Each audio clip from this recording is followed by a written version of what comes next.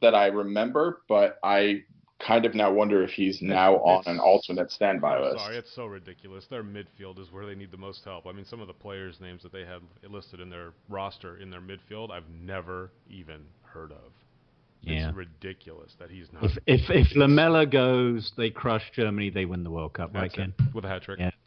All right, so your final four. My final four, I have France playing Belgium, with Belgium squeaking through and Germany knocking out Spain. So you've got an all-black, red, and yellow final. Yes, all right. do. So who's going to win? I've got Germany. Germany. 3 in a row. All right. Ben? Yeah, I've got Les Blues. I got France. You got France to win? All right. Yeah. I got Germany. I got Germany to win. So for anyone that's listening, because that was somewhat fluid, we all did our predictions using footmob.com/WC2018/prediction. Go to that one. It's real simple. You get to see everything at a glance from that round of 16 in these concentric circles, and it's really easy to look at, and that's probably why we breezed through that pretty quickly. So what was that again? So 2 Germans and one France, right? Yeah. All right. I've got Hugo lifting the World Cup. Well, we will see if that materializes, and I think deeply I'm hoping Harry Kane lifts it, but the reality is, I would love to see it. I mean, it's happened in my lifetime, but I was still crapping my pants, so let's not count that one. So before we wrap up, pick for the Golden Boot. I'm going to go with an outlier. I think we might see a huge group stage come out of Poland, and I think Lewandowski is going to get the Golden Boot. I think he was top scorer in qualifiers, wasn't he? Yeah, I think he so. was. Yeah. Ken? My goodness. Timo Werner. Let's say Kane. Timo Werner for Germany. Okay.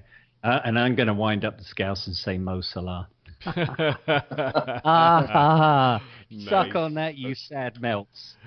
So we have no listener questions because we didn't promote the podcast. Done kind of the week. It's Tony Adams, hands down. Sod off. And we're at final shout-outs. Ken, will we do another pod before? We will. We will. Right? Listen, the one thing that has not happened yet is any major transfer news for Tottenham. There are other teams making some moves. So as soon as we've got some signings. Obviously, Kane's now on a reported $200K a week, and I'm sure that Sam would have a completely different spin on what that actually means. We've obviously re-signed Poch. Eriksson and Dele are presumably next to sign long-term contracts, but the big news is transfers, right? It's outs and ins, and especially the ins. And is there going to be a world-class in with the kind of money that Tottenham seems to be throwing around right now? So if something does happen along those lines, yes, we will certainly be back before the season begins. Yeah, and the Hotspur America crew having differing opinions on Jack Grealish's calves. Sam loves the calves. Tim might think he's a good fit, that Poch can develop another developing England player. Jury's out from me. I would have said absolutely zero chance of him being a possibility a few weeks ago. But I saw some highlight film from him, and I think he's flourished in the Championship. He did look very good and almost had a Ricky Villa-esque goal in the Championship final against Fulham. He is still a little rough and needs some polish, but we all know if someone can knuckle down, Pochettino can get the best out of them, and he loves young English talent. So I'm jury's out with me. I think Grealish 51-49. That could be a good addition. And let's face it, Aston Villa, they're going to need to do a fire sale. They are in Leeds United territory right now, and they need to get their shit together. Ben? Oh yeah, Tony Jaa is absolutely destroying that team. Although I think a lot of that has to do with just political stuff and his money getting caught up in China. But in terms of Grealish, I think Grealish has the talent to potentially play for Spurs. However, I think the bright lights of London are going to get to him, and it would be a terrible, terrible idea. Yeah, I keep having images of him lying on the pavement, all drunk in that one tabloid expose. And again, Some of the other names bandied around, Rondon, Shaqiri. There's some other nonsense out there. We don't want anything to do with that.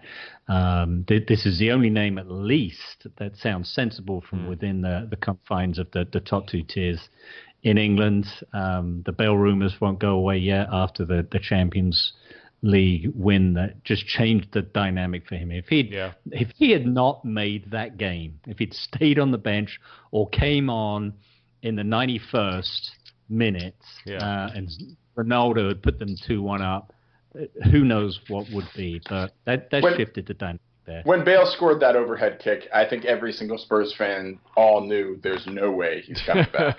Right. And yet somebody tweets some shaky picture of him in some pub in Pinehurst yesterday, like, oh, he's back. Well, he does live in the UK, I'm sure, when he's not in Spain. So, all right. Ben, any final thoughts or shout-outs from you, my good man? And pleasure to have you on. It's been a while since that infamous podcast from 2 or 3 years ago. Yeah, we talked about that last summer, didn't we? Yeah, we had a nice conversation. I remember you and I and Ken, we were having a conversation about that in Nashville. I don't remember which pub we were at. That was Nashville's a little fuzzy for me, but yeah, and you won't be able to do that in San Diego. You got to be on your best behavior, right? I'm gonna try to make sure that I have been making sure that I've delegated a decent amount. A lot of that honestly has nothing to do with me wanting to be able to, enjoy myself. It has more to do with the fact that for anybody listening, I want to just really stress that hosting one of these is extremely stressful, and we have put in hours and hours and hours of unpaid work to make sure that this is the best event we can possibly throw. So, I mean, hats off to everybody that's hosted in the past, and hats off to everybody that will host. So yeah, shout out to all the chair people out there that have done this before. Bravo, boys and girls. It's not easy. I've had many late nights trying to make sure that tickets are sorted, that venues are okay with what we want to do, and it's been fun. But shout out to everybody that comes to San Diego. I will absolutely try to engage with as many of you as I possibly can. I apologize in advance if I forget your names. All right.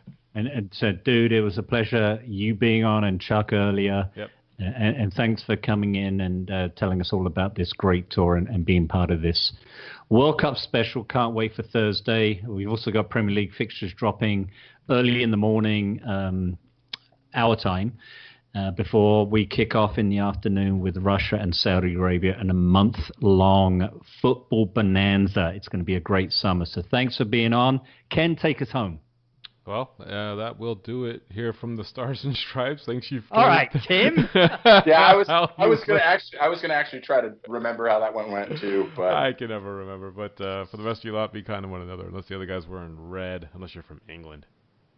Yeah, I got to be real careful there. So I'm not going to say wankers because that red away strip is kind of sexy. Come on, England! Winners. again.